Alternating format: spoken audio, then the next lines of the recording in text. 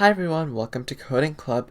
Today we're going to go to our third program, which is called /t and /n. It's actually /t and /n because there's a difference. And let's first create the program. We'll go into our src folder and we'll go to default package. I'll right click.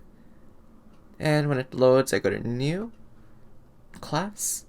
And we've gone through this a lot, so I guess you don't really have to see it, but I'll just call it /t and n. Oh, cannot read that at all, but okay. Let's check that. Public static void main and finish. So to make it so that I have less editing in this video, I'm going to do some command plus. I'm going to do it a couple times. There. And you can put your name at the top here. I didn't do this in the last video, but it doesn't really matter. It's just a comment so you know who made the program on, let's say, Coding Club. And let's get started. So we have to use /t and /n to write the following using only one line of code. Eagles 41, Patriots 33. And as you can see, the numbers are actually aligned, even though Eagles and Patriots have different amounts of letters. And as you can see, those are the scores for the 2018 Super Bowl 52. So let's do this. Let's write our sysout statement.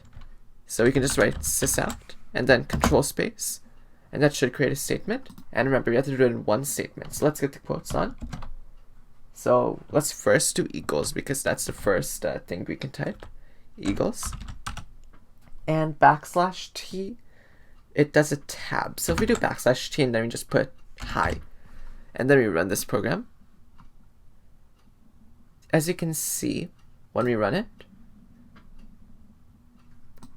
there's a bit of a space in between eagles and hi.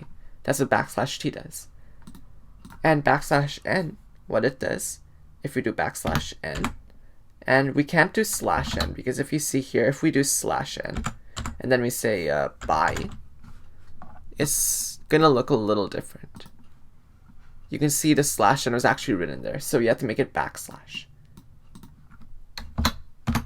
And if you actually want to type out /n, you actually have to do two slashes because you have to do two slashes because otherwise the /t is not recognized and it just, it does the action. So if we delete the slash, it's going to do what we want it to do, which is go to the next line and say bye. We could do this by just writing two print statements. So if I just didn't do /n bye, and I just did another sysout statement saying bye. So sysout bye.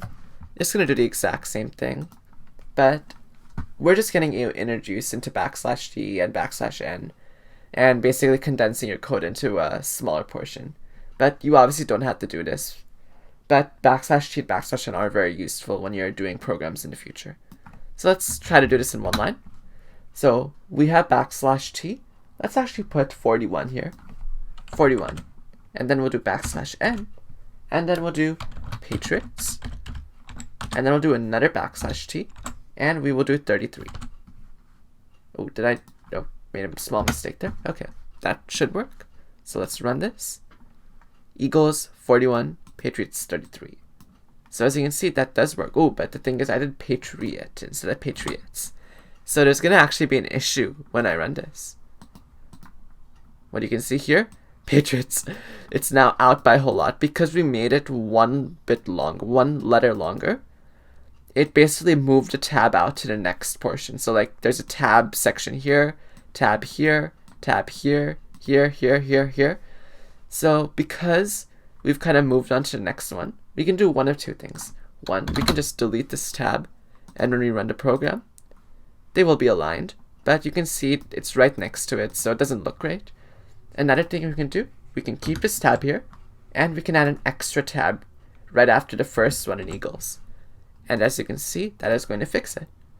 There are now two tabs here, and there's one tab here, but it's still the same space because Eagles is a little shorter than Patriots.